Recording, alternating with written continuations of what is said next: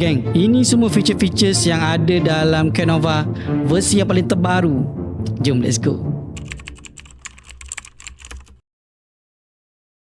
Assalamualaikum semua dan selamat datang ke YouTube channel Aizat Arfa. Okay, dalam minggu ni kita ada berita terbaik. Cap dah datang mood untuk develop. So sekarang ni Cap dah decide untuk start develop Canova version 1.0.9 dan kita akan rebrandingkan version selepas ini menjadi Canova version 9. Dia lebih senang lah. Lepas ni akan ada update ke apa, senang, kita akan tambah je 9.1, 9.2, 9.3 kan. Macam sekarang ni sebelum Cap nak start untuk develop Canova version 9 yang ada sekarang ni pun risiko MC tak tinggi, even drawdown pun rendah. Ada yang hantar dekat Cap, drawdown dia sebulan tak sampai pun 5%. Dia sampai dah kena pakai mood kamikaze untuk tinggikan drawdown tu. Cap sedia maklum yang kita kurang trade, dan of course version 9 antara kriteria yang Cap akan tekankan adalah banyakkan trade tapi at the same time kita tak sacrifice drawdown ataupun tak tinggikan sangat risiko Canova tu sendiri. Kita tak nak Canova tu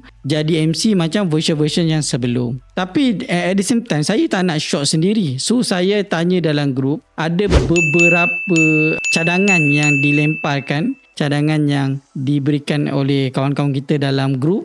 Pertama sekali ada yang minta scalping sideways. So masa sideways ada scalping, and it's a good idea. And ada juga yang minta contingency exit plan bila entry belum close tapi news bakal datang. Maksudnya tengah-tengah floating entry kita macam letakkan satu button force close bila ada news nak datang, especially news merah. Contoh macam robot tengah entry kan, tengah ada floating and lagi dalam sejam NFP. So tak nak robot tu lalu NFP, kita nak macam tarik handbrake. So enable kan benda tu. It's a good idea juga. So take profit ada yang minta tinggi sikit. So mungkin selepas ni Cap akan enable semula option untuk take profit. Sebab sekarang take profit tu kita dah hard code, kita tak bagi tukar. Tapi sebabkan banyak yang PM, dia nak tukar-tukar TP tu, okay, dan kita akan enable balik. And of course yang paling banyak orang tanya adalah lebih aggressive generate profit. So sebab sekarang ni saya tengok dah tak ada dah orang pakai merchant, tycoon. Paling kurang pun orang pakai sultan. In fact saya sendiri pun dah start pakai sultan. Sebab yelah dia jarang entry, tapi bila dia entry dia take profit.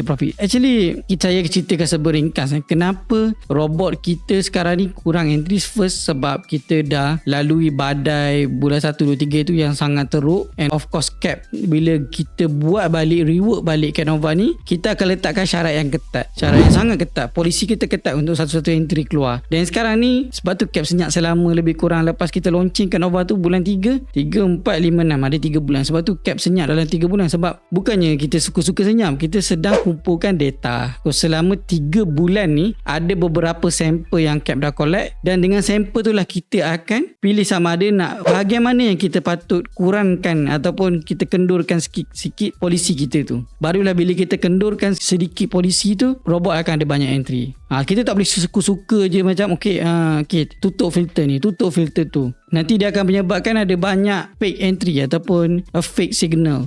So bila ada fake signal ni, robot akan floating lebih lama. Kita tak nak robot floating lebih lama, sebab floatingnya robot lebih lama maksudnya tak akan ada entry baru selepas tu.